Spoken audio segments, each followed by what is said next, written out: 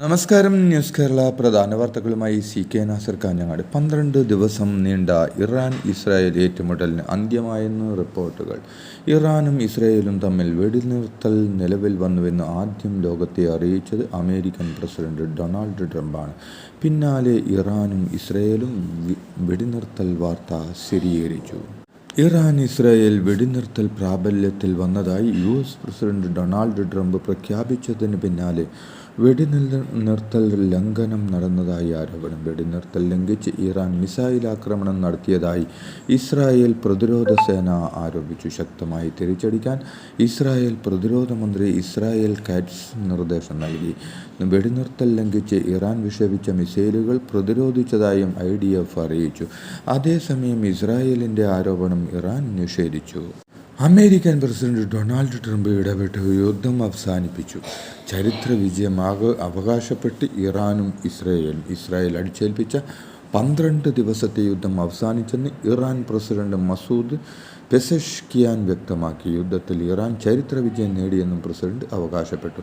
വെടിനിർത്തൽ നിലവിൽ വന്നതോടെ ഇസ്രായേലിൻ്റെയും അമേരിക്കയുടെയും ഭീഷണിക്ക് മുന്നിൽ കരുത്തോടെ നിലയുറപ്പിച്ചതിന് ഖമനിയെ പ്രശംസിച്ച് ഇറാൻ ജനത തെരുവുകളിൽ ആഹ്ലാദ പ്രകടനം നടത്തി. അതേസമയം ഇറാനെതിരെ ചരിത്ര വിജയം നേടാനായെന്ന് ഇസ്രായേൽ പ്രധാനമന്ത്രി ബെഞ്ചമിൻ നെതന്യാഹുവും അവകാശപ്പെട്ടു. ഇറാനുമായി വെടിനിർത്തൽ ധാരണയിലെത്തിയതിന് പിന്നാലെ രാജ്യത്തെ അഭിസംബോധന ചെയ്ത് സംസാരിക്കുന്നതിനിടെയാണ് അദ്ദേഹം വിജയം അവകാശപ്പെട്ടത്.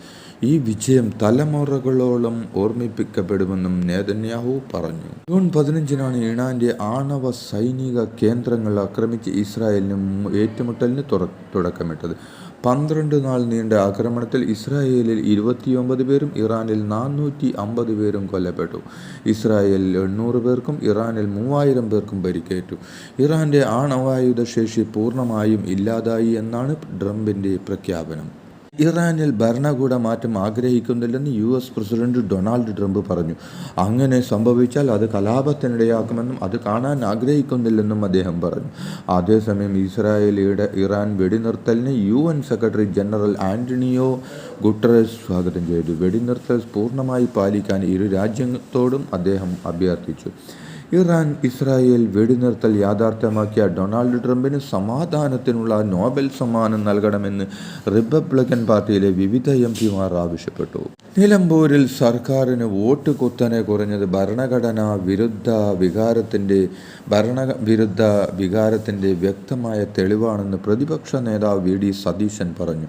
ടീം UDF ആണ് നിലമ്പൂരിൽ ജയത്തിന് കാരണമെന്നും തദ്ദേശ നിയമസഭാ തെരഞ്ഞെടുപ്പിൽ മുൻപ് UDF